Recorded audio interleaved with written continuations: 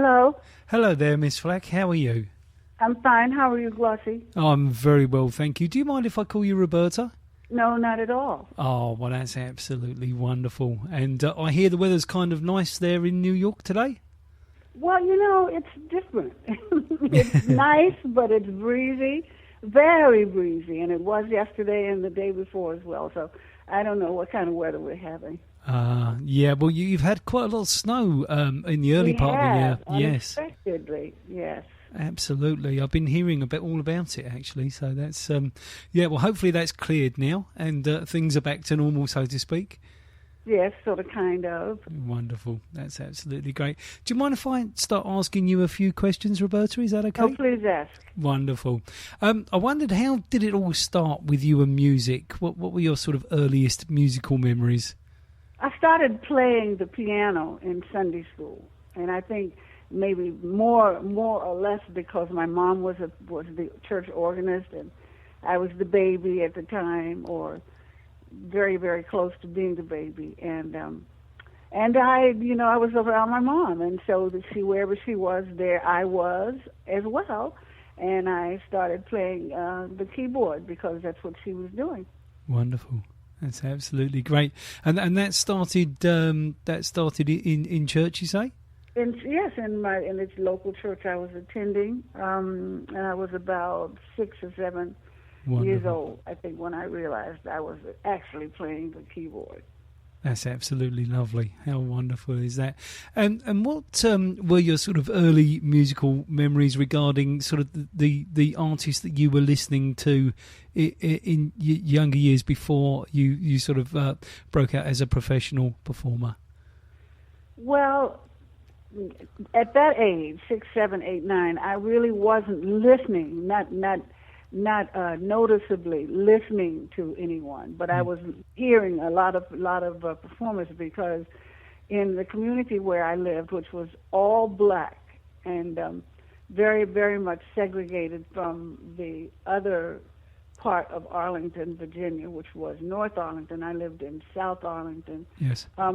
That's what you did, you went to a church and heard somebody perform, or you went to someplace and heard somebody perform, pop music or R&B music, or you went, you went wherever you could go, wherever your mom and dad let you go to hear this music, and you went willingly and joyously all the time. That's what I did, and especially myself. I don't know about my brother and my sisters, but you couldn't keep me out of a little concert performance. I would find a way to go no matter what happened. That sounds absolutely great, Roberta. And can you remember your first public performance, your very own first public performance? No, I can't remember the very first one, but I can remember when I was young, 9, 10. Yes. I can remember studying the classical piano pieces that I was working on. Like I was working on Tchaikovsky. Was it Tchaikovsky? No.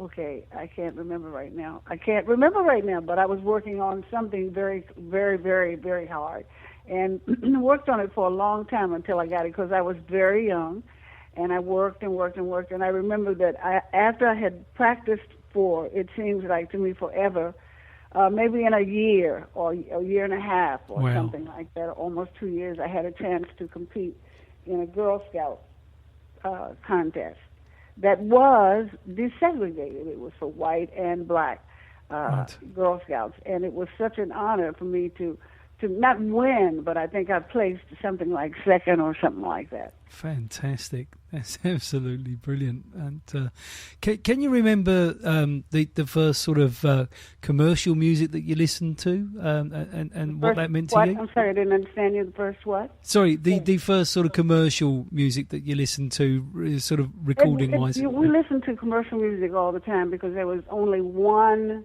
as I recall, one black radio station. Okay. And it played all of the black music that you could want to hear, from the unknowns, the Yes. little quartet groups, to people like Ray Charles and Nat King Cole and wonderful folks like that.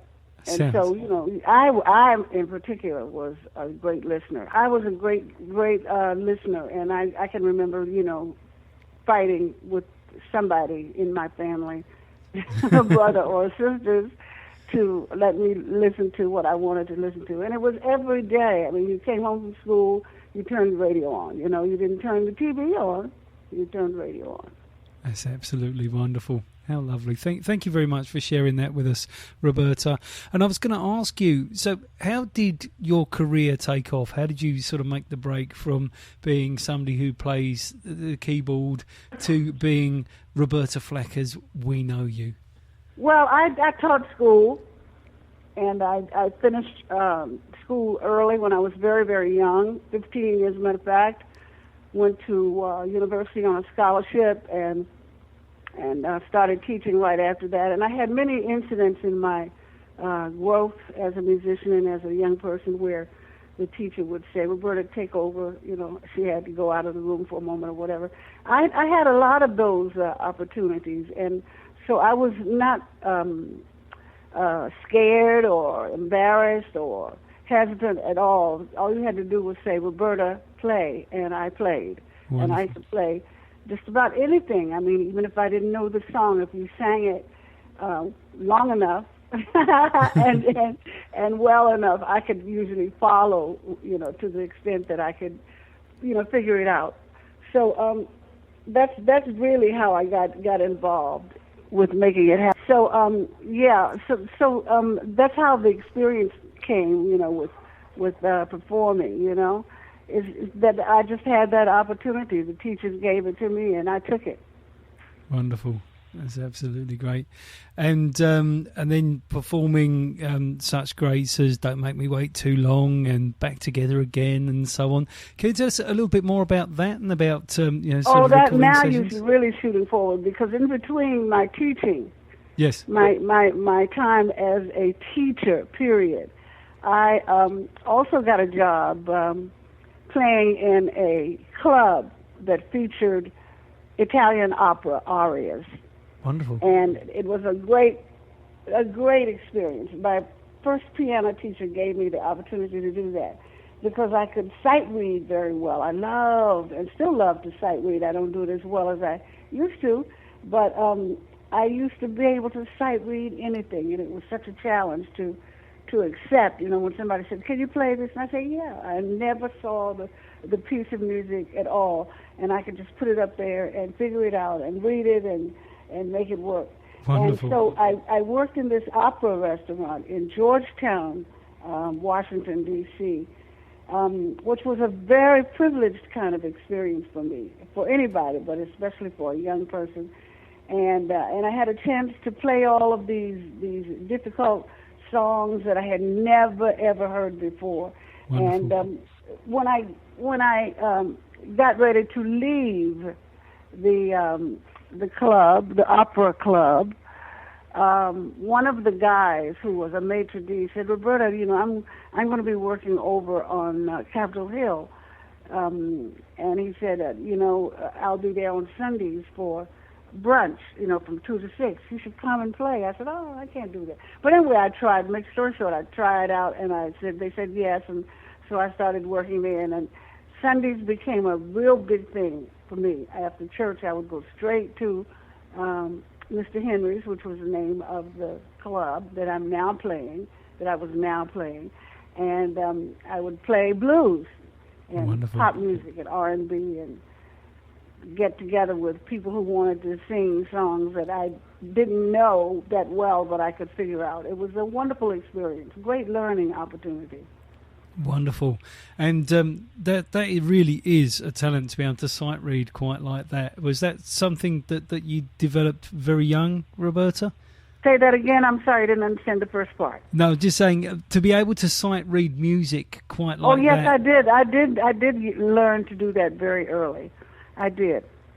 I wanted to always be the one. I wanted always to be the one that was selected to play for other people, and for the junior high school choir, middle school choir, elementary school choir, I wanted that position, and so in order to do that, I did a lot of sight reading, for Yes. people who would say, "Do you know this song?" And I would say, yeah, and I really didn't know it, but I knew of it like we all did as kids at that time, and so I used my instinct as well as my musicianship, what little bit I had, and pressed on, which was great fun.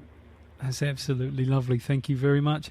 Well, tell us more about how your career developed then from there. Where was the next step from doing the opera? After I started working at Mr. Henry's,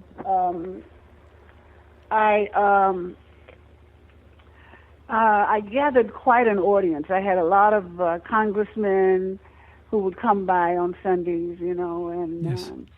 some members of the Kennedy family would come by, and people would come and bring their grandchildren, their great grandchildren, and I was still teaching school, and so I would do what I thought was the thing to do to keep their attention. I would bring all kinds of little things from the school. Wonderful. When the song Up and Away in My Beautiful Balloon became popular, I made that like one of my tribute songs. You couldn't come near my room without hearing me do that up and away, because that's how I got the kids' attention. It was very difficult. This was in the supposed or so-called ghetto, Yes. and these young people they were the ones that could sing, the ones that could play other instruments, the ones that could harmonize with each other. They could really do it, and I could too, but I was not being paid as a teacher to supervise that. So I had to think of ways to make it possible for them to do what they wanted to do, and for me to hear them, and for me to become a person who was not only listening, but who eventually learned enough about it to play the music that they wanted to sing. Like we had so many groups of kids who wanted to be, to do "Stop in the Name of Love," and it was interesting because they'd come into the room, with these. Miss Flack, we got our steps down, and they'd hit it. It was wonderful. It was very, very emotional for me to recall this now, but it was really wonderful because the kids were so enthused and so motivated by my excitement about the music. And we did James Brown, we did Ray Charles, we did everybody, we did the Beatles, we did everybody who was popular. That's fantastic. It's such an honour to hear you sing like that. Thank you so much, Roberta. It was lovely. Please tell us more how things progressed, because we're really interested in sort of how things came together for you and into sort of the hit parade and so on. Well, the things progressed because I got so busy and so motivated, anxious, very excited about the possibility of getting the attention of the people who were listening to me. There were a lot of gay men involved, and Yes. they did my clothing, they designed my dresses, my outfits, they did my hair, they did everything. So all I had to do was practice the music and be ready, and I tried to be ready as I could. So that's the way my life was going. It was very busy. I didn't know where it was going. I wasn't headed in any particular direction, except to get the attention of the audience that was listening to me at the moment. And it was a great thing. It was a great moment. That's more than 1 minute. It was a great time when I had the attention of some of my teachers, some of the people who had taught me in junior high and high school, and who were now coming to Mr. Henry's to hear me perform. It was all very exciting, and I was highly motivated. There was a musical that Bette Midler did, and I did, and Barbra Streisand did, and I don't know who else did it, but it had a song in it called "The Ballad of the Sad Young Man." Wonderful. Yeah. I can't remember the name of the musical play right now. That escapes me, but the music was so beautiful, so beautiful. Another song that was from that piece is called "Spring Can Really Hang You Up the Most." and swing can really hang you up the most. And Bette Midler just nailed that to the wall. I wanted to do that so badly. But she did it, and I did the Ballad of the Sad Young Man. And it was so touching to see the reaction of the people in the audience, you know. And they kept bringing me music. They would come in on a Sunday and say, listen, I got this Spanish song. I know do you sing Spanish? I said, no. So I'll teach you, you know. And I just learned so much just by being open and being ready, you know, having an open mind and an open heart and being ready, practicing as much as I could, being ready to sit down and play whatever they asked me to play. That's wonderful. Absolutely wonderful. And performing with greats like Donny Hathaway and yourself, you know, just tunes that have become classics as far as we're concerned here in the UK. Back Together Again and Don't Make Me Wait Too Long and You Are My Heaven and so on. Tell us a little more about those. Well, Don't Make Me Wait Too Long is an exception in that instance. That was written by Stevie Wonder. Wonderful. And he called me up and said he had a song for me, and he eventually gave me the song, and it was Don't Make Me Wait Too Long. Back Together Again is also not Stevie. It's written by two musicians who were members of my band, my current band at the time. Yes. That was Reggie Lucas and James M. Toomey. Wow. And they wrote that song for Donnie and I to sing. And I mean, everybody who I admired as a musician, and especially if they knew that I was, you know, admiring their musicianship, would come to me freely and say, listen, I got a song for you. And so I had songs up the why not, just songs every day, 5, 6 different songs. And some of them I never did get a chance to really make my own songs, but I did them. I performed them. I tried to perform all of the music that was given to me by the people that I was working with or had worked with. And so I was constantly loaded down with material, and those songs that you just mentioned were some of the songs that were presented to me. I loved it particularly when Stevie would call me and say, I have a song for you. That's wonderful. That meant a lot. That is a wonderful thing. And yeah, I mean, to be called by Stevie Wonder and told that he has a song for you, that must be pretty something, I would say. It was pretty intense, I'll tell you. I can imagine, and you've given us so many wonderful greats. You know, Killing Me Softly, The Closer I Get to You.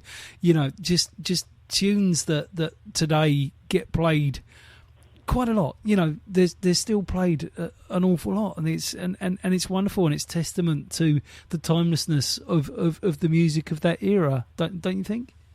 Sorry, what did you say? There's no problem. I was just saying, you know, songs like "Killing Me Softly" and so on, that they've been played and replayed, and they're still played today, and other people have done them, and it just shows the timelessness of the music of that era. Don't you agree?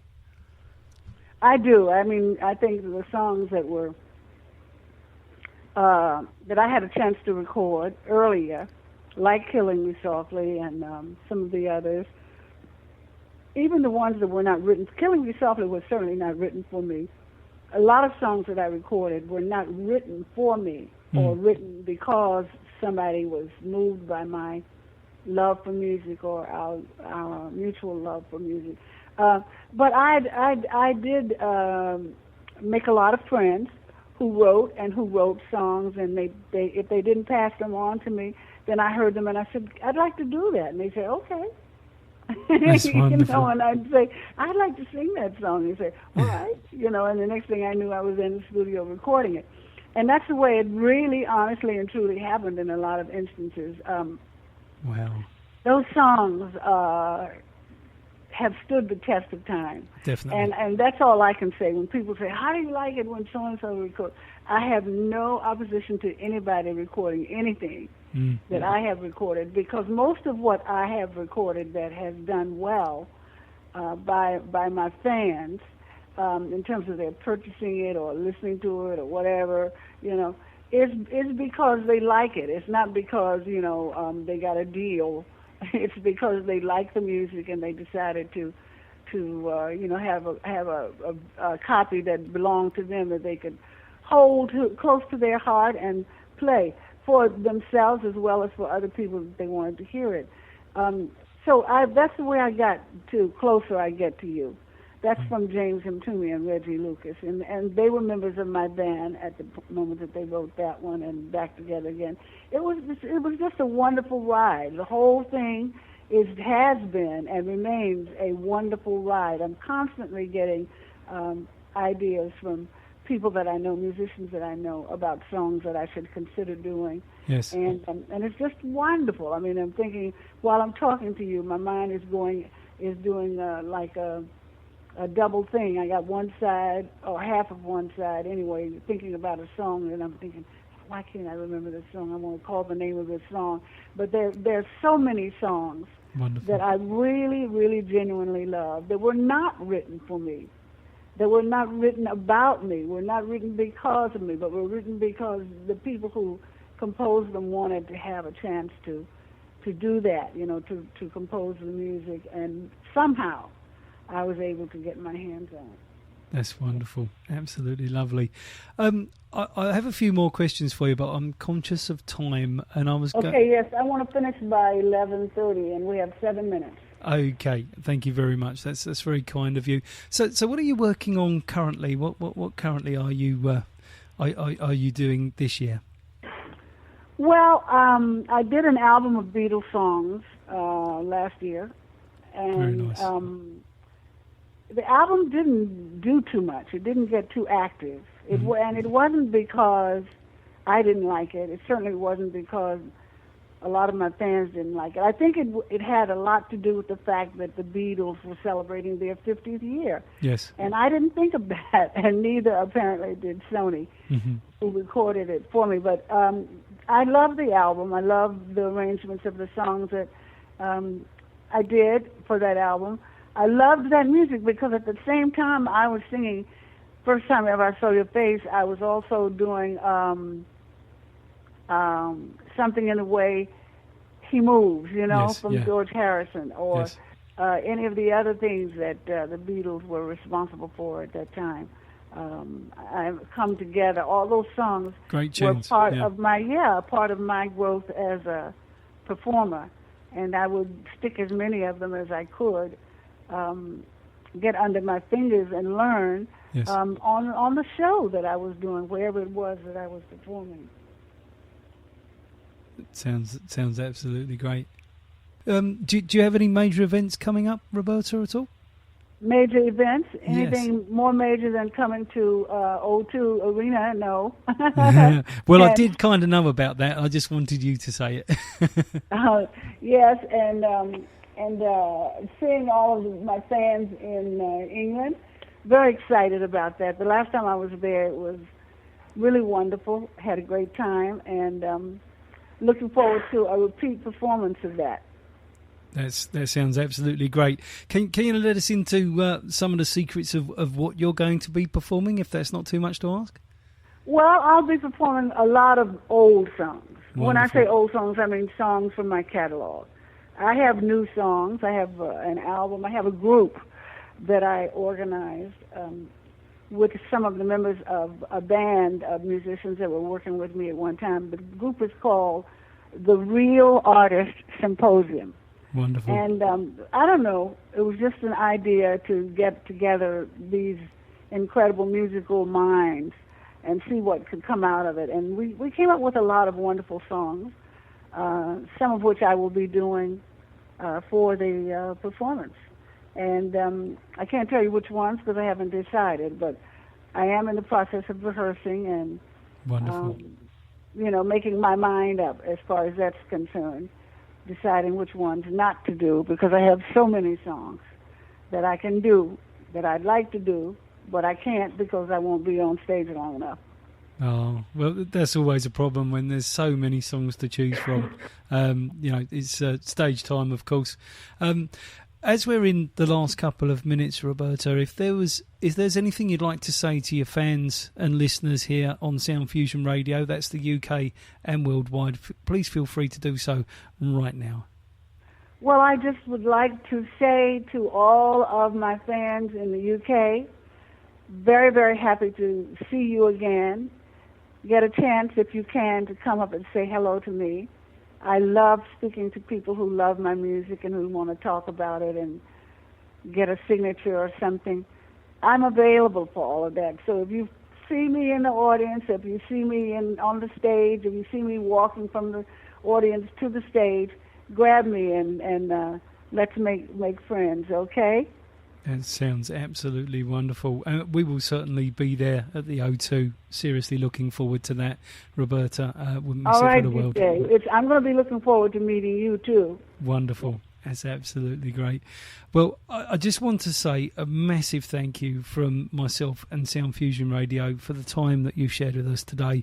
It's been an absolute honour talking to you, and I've loved every minute of it. Thank you so very much indeed. Thank you very much, and have a nice day. You have a lovely day too. Take care now. Thank you. Bye. Thank you. Bye-bye.